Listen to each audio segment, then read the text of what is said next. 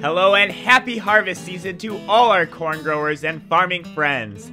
The agricultural industry has many supporters, and some of our most influential and vocal ag friends come from our elected officials. Throughout the next couple weeks, we will be highlighting state senators from farming backgrounds to get a glimpse of their involvement as public servants, as well as their backgrounds and passions for farming. For our first hashtag Senator Showcase, I have the privilege of returning to my own beloved District 25 within Michigan's thumb and interviewing my state senator, Dan Lauwers. Representing Huron, Sanilac, St. Clair, and parts of Macomb County, Senator Lauwers serves in the state Senate while also working as a part-time farmer alongside his son Nick on Nick Lauwers Farm, a fifth-generation family operation. Without further ado, please enjoy our conversation. Well, we're a relatively small operation here. We farm a little over 300 acres, corn, soybeans, and soft white wheat. We do quite a bit of custom work. Most of that is no-till planting or harvesting, and we do a lot of conservation reserve plantings. And we do that work just to help justify the equipment we need for our own farming operation here. I guess our family's beginning in farming goes back to Detroit, downtown Detroit, Grosse Pointe Park areas, where my great-grandfather had a dairy and vegetable production. So my grandfather, Grandpa Lauwers, used to talk about delivering milk with a horse and a cart and knew every street of Detroit when it was dirt roads. And then at one point he and his brother worked on, he called the telegraph. They were basically linemen stringing the telegraph up to the Port Huron area. And when they got up here, they thought that this looked like decent farm ground, and so he and his brother started a dairy farm and a dairy processing facility in Capac, Michigan, and that's where I grew up. And my brother Mike is still on that farm. He does hay and straw, and my brother Mark is on my grandfather's farm once he sold the farm to my dad. And then my brother Mark ended up buying that farm. He does beef and row crops.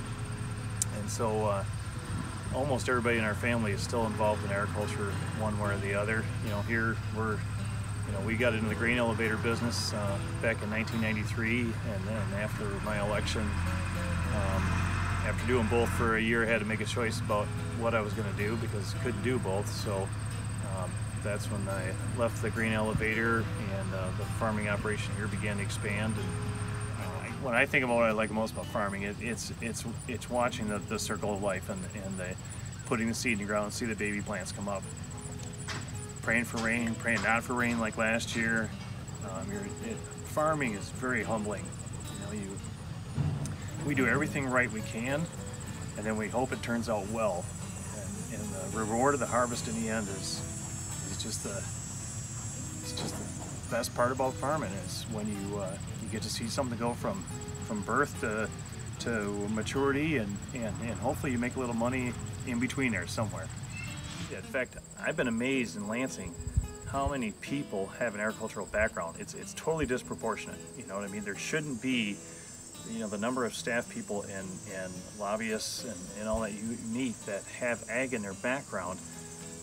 There's got to be some connection there with that work ethic, I think, and integrity thing that they end up working in those lines of work, because we know we're less than 2% of the population, so theoretically there should be less than 2% of the people working in Lansing that have an agriculture background. But you start talking to people, and every time you turn around, they were raised on a farm. So maybe that's why employees are always looking for kids raised on a farm too, huh?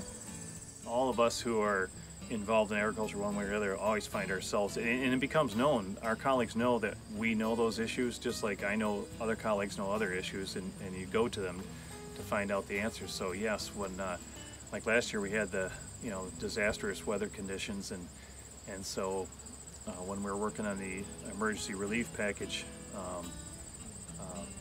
people were comfortable with the information I was providing to them, and I would educate them about what was really happening out there. And if you look at how fast that legislation moved through the legislature, it's a tribute to the fact that those of us that are involved in agriculture down there are trusted by our colleagues to give them the straight answer, and we find ourselves, whenever an agricultural issue comes up, they call one of us and say, hey, help me out with this, I don't understand, you know. And so we do that in the legislature. I think all of us in agriculture do that wherever we are. You know, we do it in the grocery store, and we do it at the hardware store, wherever we are. You know, with the short-term limits we have in the state of Michigan, we in agriculture should be recruiting all the time for others involved in agriculture, whether it's production or processing or finance. Any of those roles, I think, would be helpful to have represented in the legislature, because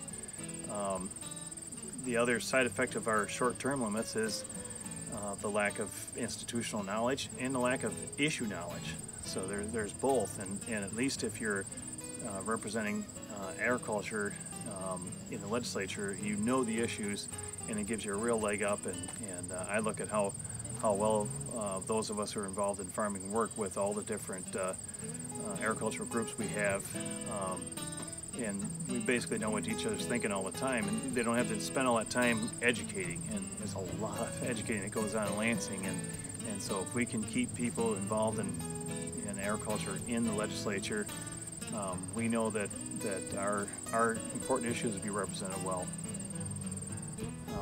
People often ask, you know, what do you like about your job? And I always say the same thing. It's if you like helping people and solving problems, this is a great job, because that's what you do all day. That's really your role, is to help people and help them solve their problems.